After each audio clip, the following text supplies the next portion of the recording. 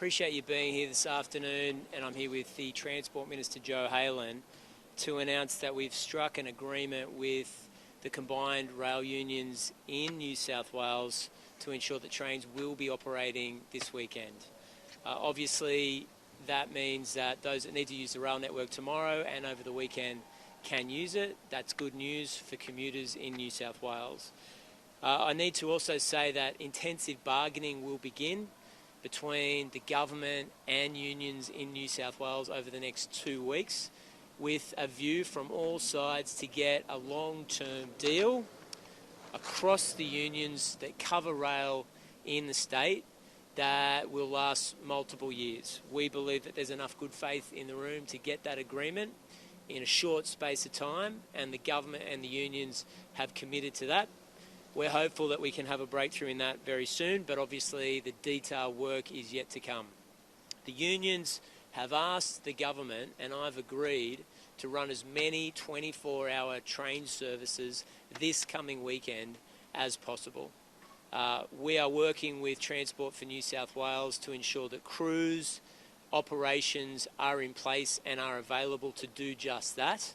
So they will be available, some tonight, many tomorrow night, and most the night after that. Although we might have full coverage, 24-hour coverage across the main train lines in Sydney on Friday evening, but we're still working through the logistics of that.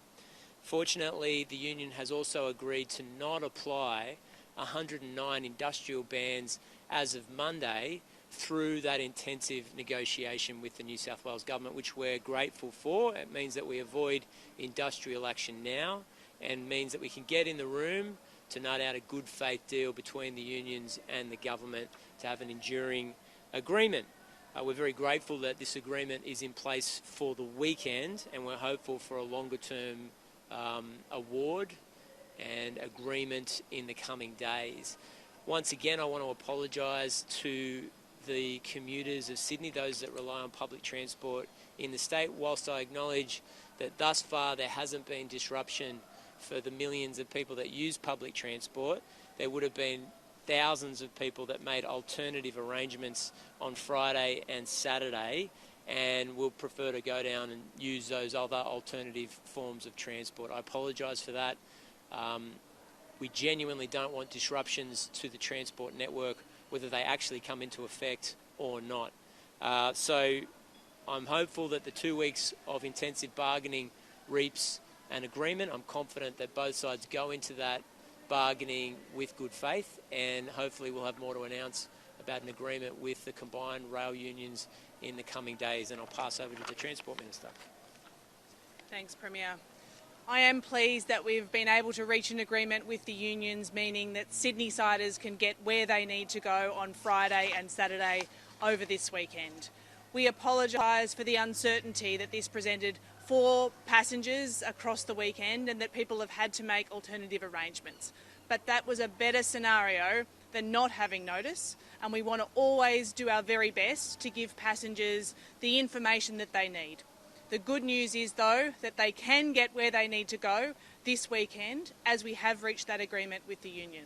And I do want to thank the combined rail unions for the constructive and good faith manner in which they negotiated and were able to reach this outcome with us this afternoon. I am pleased that it does provide us that 2-week window where the 109 bans will not be applied. That will allow us to run a reliable train service for the millions of people that need it each and every day across Sydney, while also intensively negotiating to reach an outcome. That's certainty for passengers and certainty for the workforce as well. I want to be clear, the difference between our ability to run 24-hour services on part of the network this weekend is because those bans are lifted, and also because we are maintaining that critical maintenance. We're really pleased to be able to continue to work constructively with the workforce, not only to provide those services, but also to maintain our network well. Thanks, Joe, and we're both happy to take questions.